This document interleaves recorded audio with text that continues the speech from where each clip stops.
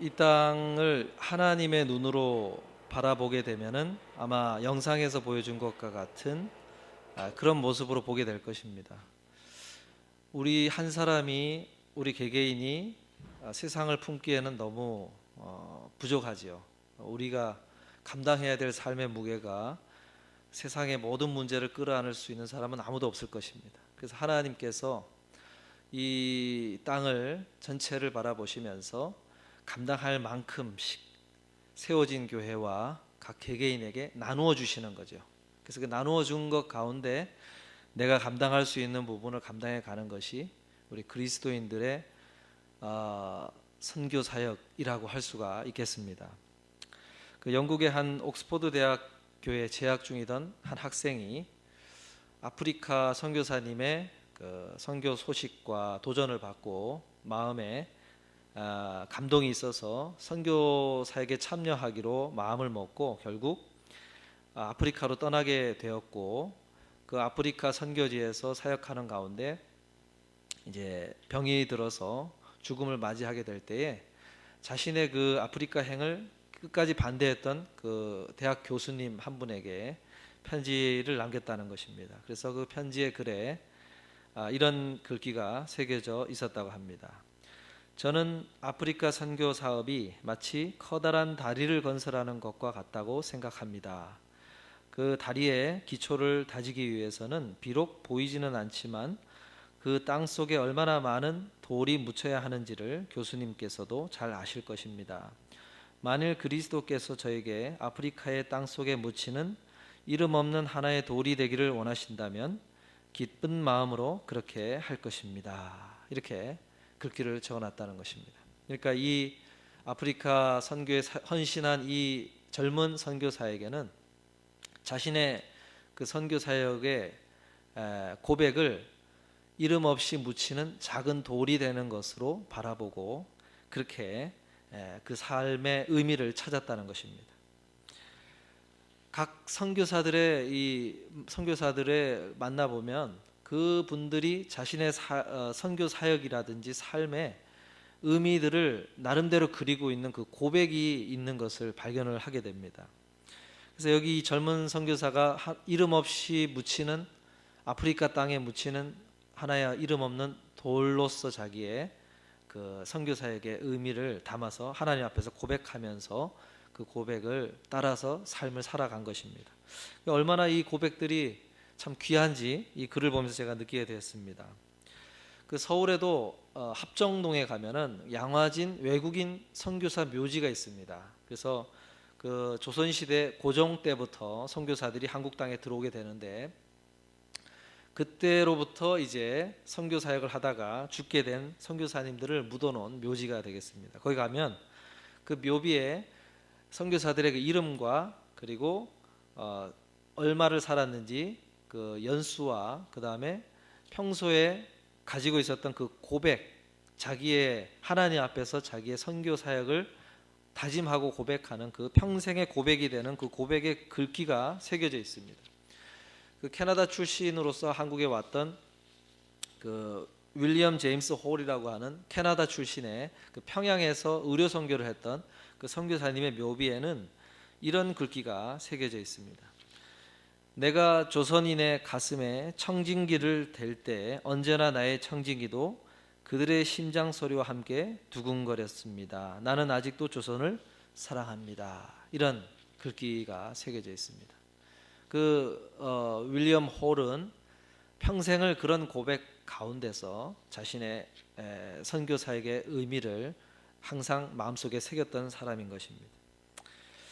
이런 헌신과 이런 고백들을 들을 때 우리는 감동을 받기도 하지만 또 한편으로는 참 우리와 너무나 다른 삶을 사는구나 하고 괴리감을 느낄 때가 있습니다.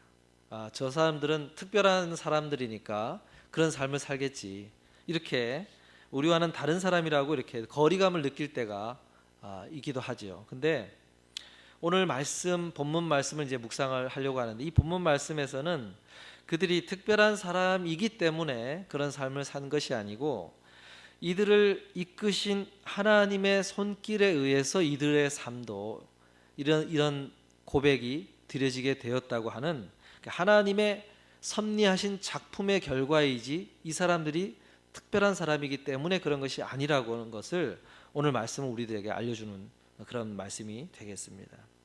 그래서 우리 한번 10절을 다시 한번 읽고 의미를 한번 생각해 보고자 합니다. 10절을 같이 한번 읽어보겠습니다. 이제 내가 너를 바로에게 보내어 너로 내 백성 이스라엘 자손을 애굽에서 인도하여 내게 하리라, 이런 말씀을 합니다. 이 말씀은 이제 이스라엘 백성이 이집트 애굽에 요셉의 때로부터 이제 430년을 사는 가운데 있었는데 바로 왕이 바뀌면서 이제 이스라엘 백성들을 홀대하고 오히려 노예로 부려먹는 그런 위치에 놓여지게 되었을 때에 하나님께서 이제 모세를 부르셔서 모세를 통해서 이스라엘 백성들을 구출해내게 되는 것이 이제 출애굽기의 스토리인데, 이 출애굽기에서 모세를 만나서 이제 모세에게 그 사명을 맡기시는 그 장면이 오늘 말씀의 본문의 배경이 되겠습니다. 그런데 오늘 이 말씀에서 10절이 알려주는 것은 뭐냐면은, 이런 이집트에서 이스라엘 백성들을 구원해내는 그 사역을 누가 시작했는가, 누가 주도하고 있는가를 우리들에게 알려주는 것입니다. 바로 하나님에 의해서 하나님께서 그 사역을 디자인하셨고 그것을 전체적으로 주관해 가실 것이고 리드해 가실 것이라는 사실을 분명히 10절에서 모세에게 말씀하시면서 밝히고 있는 것입니다. 그러니까 모세라는 존재는, 모세라는 사람은 그 사역을 주도해 가는 사람이 아니고 결국 어떤 사람인 것입니까? 모든 것은 하나님께서 주관하실 것인데 단 너를 그 사역에 내가 사용하고 싶고 너를 그 사역에 초대한다고 하는 의미가 강하게 들어있다는 사실을 우리가 여기서 발견하게 되는 것입니다. 여러분, 우리가 선교 사역 뿐만 아니라 우리 교회에서 벌어지는 모든 사역을 바라볼 때 필요한 관점이 뭐냐면 바로 그 사역의 주체가, 그 주도해 가시는 분이 누구냐, 그것을 하나님이라는 사실을 생각해야 된다는 것입니다. 단지 우리를 그 하나님께서 인도해 가고 주도해 가는 그 사역 속에 우리를 초대하고 계신다, 이런 관점에서 사역을 바라봐야 된다는 것입니다. 사도 바울이 4차에 걸쳐서 이제 전도 여행을 다니게 되는데, 그 사도 바울이 2차 전도 여행을 할 때 어떤 일이 벌어졌냐면, 사도 바울이 마음속에 품고 있는 계획이 있었습니다. 그 계획은 이렇게 전도 여행을 다니다가 코스를 잡을 때, 스케줄을 잡을 때 아시아 쪽으로 가야겠다, 터키 쪽으로 해서 아시아 쪽 대륙으로 해서 한번 전도 여행을 가야 되겠다라고 계획을 품고 그 여행을 떠나게 됩니다. 그런데 이제 터키 쪽이냐 아니면 유럽 쪽이냐 갈림이 되는 그 도시가 바로 그 드로아라고 하는 터키 이제 서쪽에 있는 그 항구 도시가 있었습니다. 그 드로아에서 아시아 쪽으로 갈 마음을 품고 있었던 바울에게 밤에 꿈에 환상이 보이는데, 유럽 대륙인 마게도냐 지역에 있는 한 사람이 나타나서 우리를 도와달라 하고 아주 간청하는 그런 환상을 보게 됩니다. 그래서 그 꿈을 꾸면서 사도 바울이 코스를 수정을 하게 되는데, 그 수정하는 코스가 바로 이제 유럽을 향해서 코스를 턴을 하게 되는 것입니다. 그래서 선교가 유럽 쪽으로 이제 선교가 나아가게 됐고 선교의 방향이 달라지게 되었던 것입니다. 그것을 보면서 선교라는 것은 역시 사도 바울이라고 하는 어떤 개개인들에 의해서 이루어지는 것이 아니라 그 모든 여정과 스케줄을 하나님께서 주관해 가신다는 것을 성경이 계속해서 보여주고 있는 것입니다. 오늘 말씀에서도 마찬가지가 되는 거죠. 하나님께서는 결국 하나님이 하시는 사역에 함께할 사람들을 초대하고 계신다는 것입니다. 선교사님들을 만나보면 어떻게 이 지역에 선교사로 오게 되었습니까? 물어보면 항상 그런 식의 초대가 들어있는 것을 발견하게 됩니다.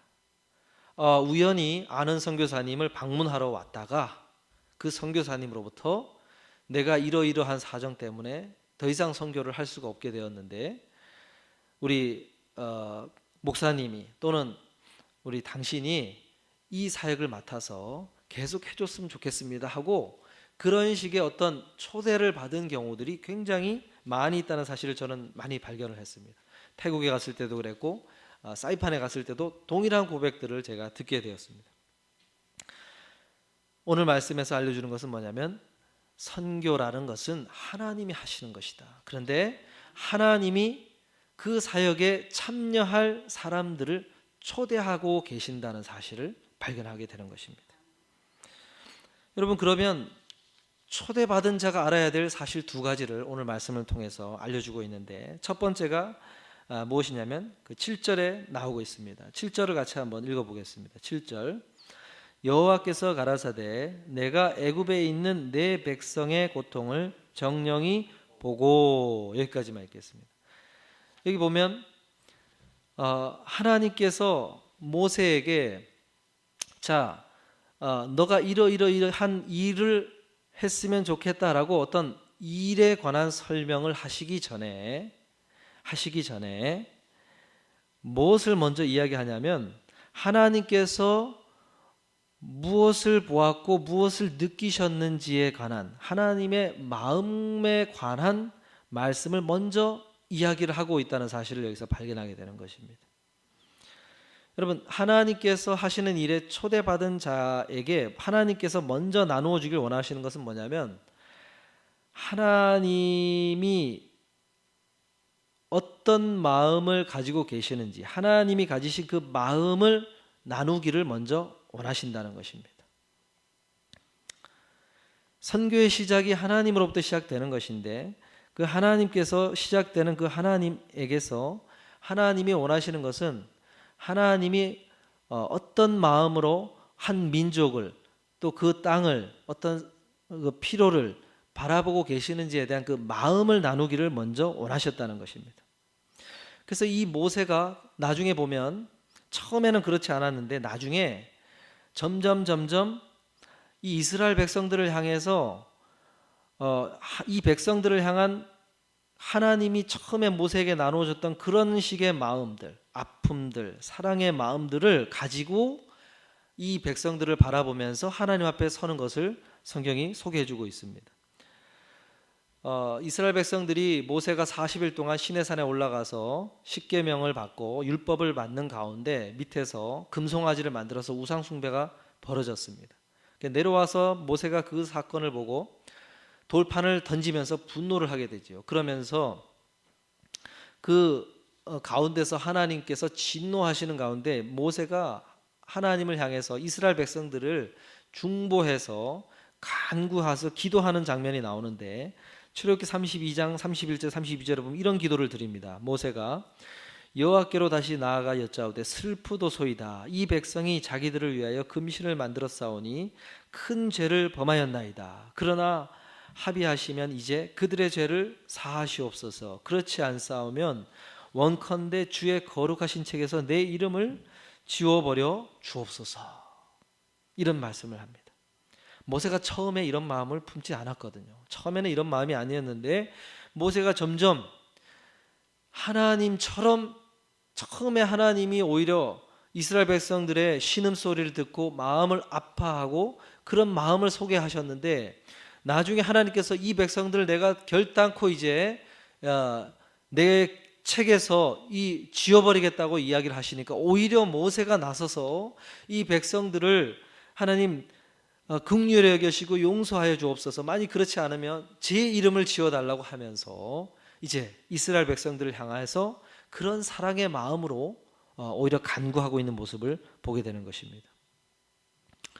여러분, 선교의 핵심은 내가 무언가를 하는 데 있지 않고 사실 하나님이 원하시는 것은 하나님의 그 선교 사역에 초대한 사람에게 하나님이 궁극적으로 원하는 것은 뭐냐면은 그가 그 사역을 하는 가운데서 하나님의 마음을 알게 되고 그 마음을 품게 되고 그 마음을 배우게 되는, 그래서 하나님과 함께 그 마음을 나누는 그런 존재가 되기를 원하시는 것, 그 자리로 나아가게 하는 것이 하나님의 궁극적인 사역을 초대하는 이유가 거기에 있다는 것입니다.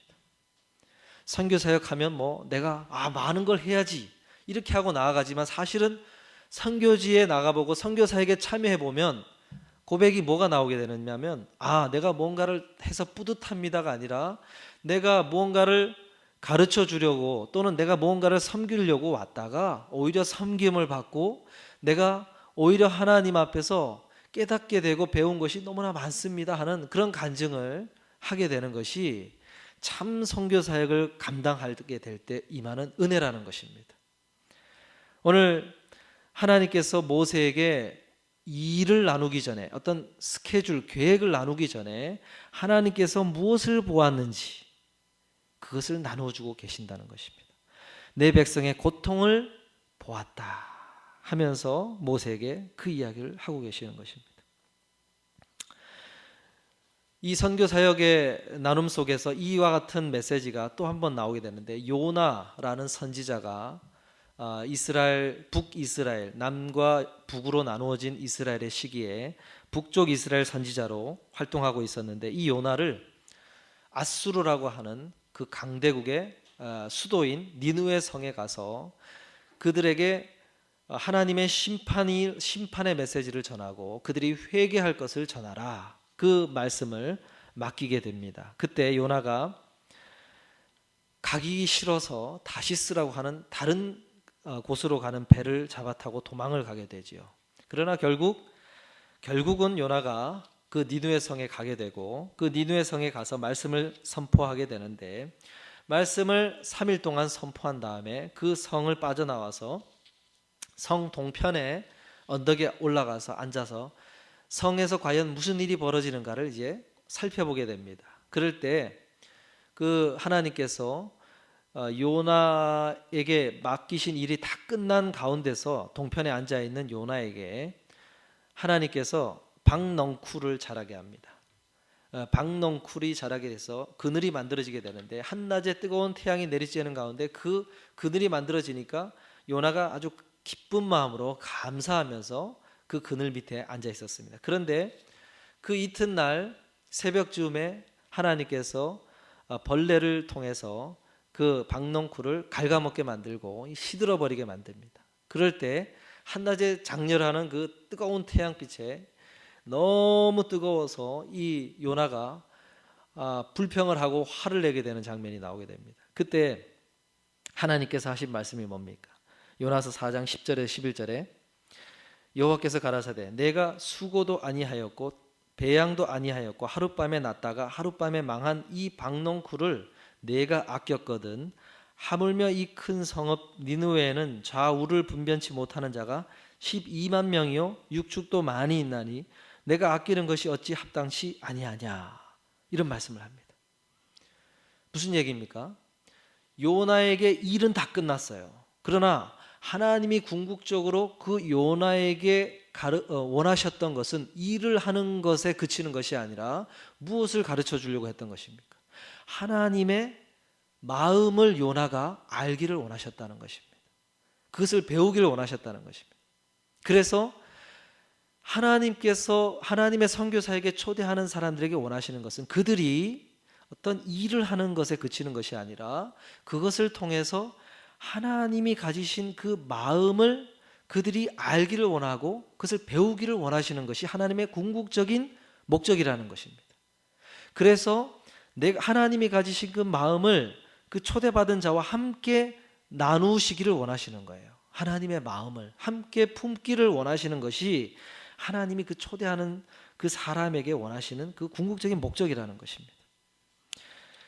여러분, 교회에서 선교 사역이 펼쳐질 때 보면 다양한 관점을 들을 수가 있습니다. 어떤 분은 선교 사역을 이야기하게 되면 재정적인 면에서 이야기를 하는 분이 있고 어떤 분은 효율적으로 사역을 하려면 이렇게 해야 된다고 하는 어떤 효율성 측면에서 선교 사역을 이야기하는 분들이 있습니다. 그런데 여러분, 궁극적으로 이 선교를 다룰 때 가져야 될 관점이 뭐냐면은 하나님의 마음을 아는 것에 대한 그 알의 관점에서 선교는 접근해야 된다고 하는 것입니다. 선교는 하나님의 마음을 알기 위해서 하는 것이다라는 것입니다. 이것을 빠뜨리고 선교를 이야기하면 온전한 선교가 이야기되고 있는 게 아니라는 거예요. 그래서 어떤 분은 재정적으로 그거는 너무 효율적이지 못하니까 그 사역은 접읍시다, 이런 식으로 얘기하는 분이 있고, 그거는 비효율적이니까 오히려 그 사역은 하지 말고 다른 식으로 합시다. 중요한 건 빠진 거죠. 그 사역을 통해서 과연 하나님의 마음을 하나님께서 알게 하기를 원하셔서 그 사역이 펼쳐지고 있다는 사실 속에서 그 사역을 바라보고 사역을 아주 다루어 가야 되는데, 그것이 빠진 채로 선교가 다루어지는 것들을 교회 가운데서 많이 보게 되는 것을 알게 됩니다.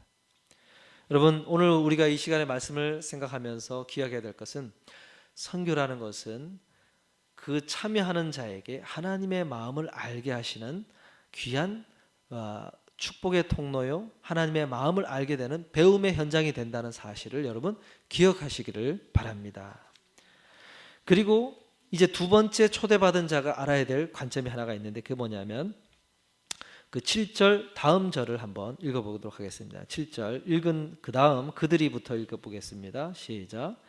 그들이 그 간역자로 인하여 부르짖음을 듣고 그 우고를 알고 그랬습니다. 여기 보면 부르짖음을 들었다 말씀합니다. 부르짖음을 들었다.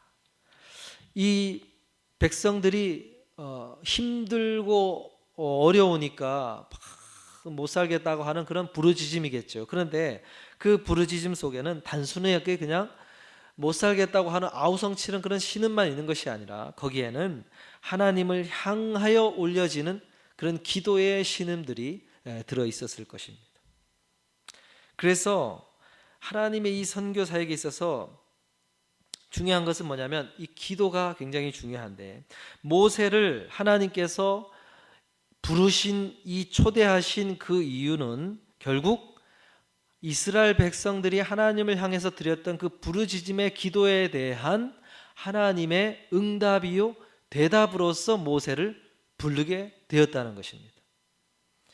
여러분, 선교 사역에 우리를 초대하시는 것은 어떤 다른 누군가의 기도가 있었고, 그 기도에 대한 응답이요 대답으로서 그 사람을 하나님께서 부르게 된다는 것입니다.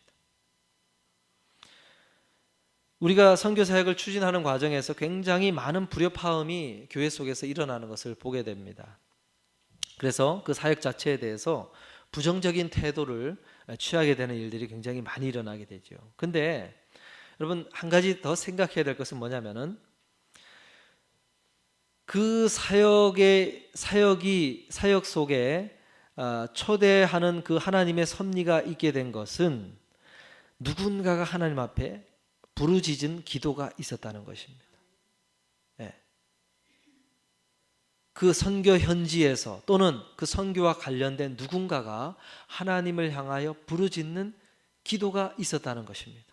그것은 선교사님이 될 수도 있고, 아니면 그 선교지에 있는 누군가로부터 하나님께 부르짖는 기도가 드려졌고, 그 부르짖음에 대한 대답으로서 이 교회의 그 대답으로서 그 교회를 사용하시겠다고 하나님이 부르시게 되는 것이고, 그 개인을 부르시게 되는 것이라는 것입니다.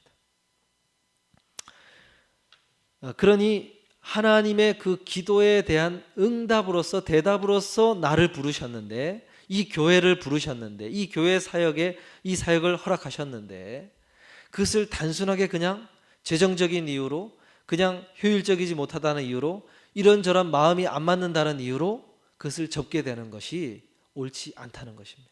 왜냐하면 그것이 누군가의 기도의 응답으로서 하나님이 대답으로서 사용하려고 부르신 것일 수 있기 때문에 그렇다는 것입니다. 모세가 하나님 앞에 부름받은 것은 이스라엘 백성들이 하나님 앞에 드렸던 부르짖음의 대답으로서 모세를 하나님께서 부르셨다는 것입니다. 모세는 하나님의 부르짖는 기도에 대한 응답으로서 초대된 사람이었던 것입니다.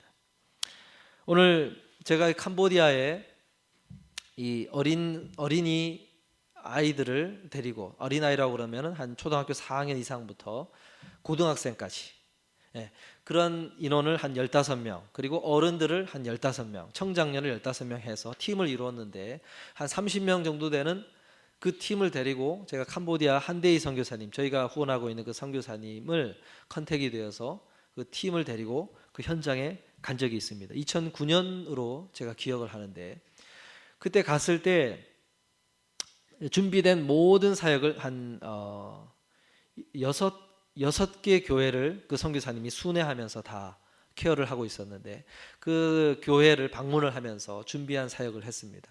그리고는 모든 사역의 일정이 맞춰지는 마지막 날 팀원들이 마지막 숙소에서 밤에 모여서 마지막 팀 모임을 하게 되는데, 그때 선교사님이 이제 함께 참여를 했습니다. 그래서 그 팀원들이 그간에 있었던 일들을 나누고 어떤 은혜들이 있었는지 이제 간증을 하고 나누게 되는데, 그때 아이들 얘기도 다 듣고 마지막 순서로 이제 선교사님의 이야기를 듣는 시간을 가졌습니다.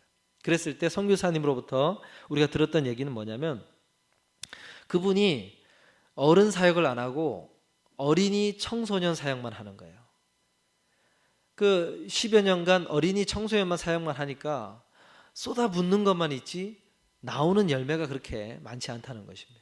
그런데 그러면서 그 선교사님이 많이 지쳐 있었고, 그리고 아이들이 변하지 않는 그런 아이들을 보면서 많이 낙심되는 가운데 있었는데, 그렇게 지치고 힘든 가운데 있을 때 우리 팀이 왔다는 것입니다. 우리 팀이 특별히 일반적인 팀과는 다르게 15명이 거의 아이들이 구성이 돼서 왔는데, 그 아이들이 어설프지만은 준비해온 것들이라고 하면서 뭐 식사도 안 맞고 날씨도 안 맞고 여러 가지 것들 때문에 힘든 가운데서도 어떤 애들은 교회를 청소한다고 또 힘들게 청소도 하고 여러 가지 자기가 맡겨진 거라고 하면서 하는 것들을 보면서 이 선교사님 마음에 자기도 어린아이들 청소년들을 사역하는 가운데 있는데, 한국에서 저 동년배인 어린아이들이 와서 뭔가 해보겠다고 이렇게 막 하는 걸 보면서 처음에는 아유 쟤들이 뭘 할까 하는 가운데서 걱정스러운 마음으로 따라다녔는데, 교회 나름대로 아이들이 가서 그렇게 고사리 손을 모으고 기도해 준다고 기도하고 그렇게 걸어다니는 장면을 보면서 하나님이 이 선교사님께 주시는 메시지로서 이 팀을 보냈구나 하는 그런 마음의 감동이 있었다는 것입니다.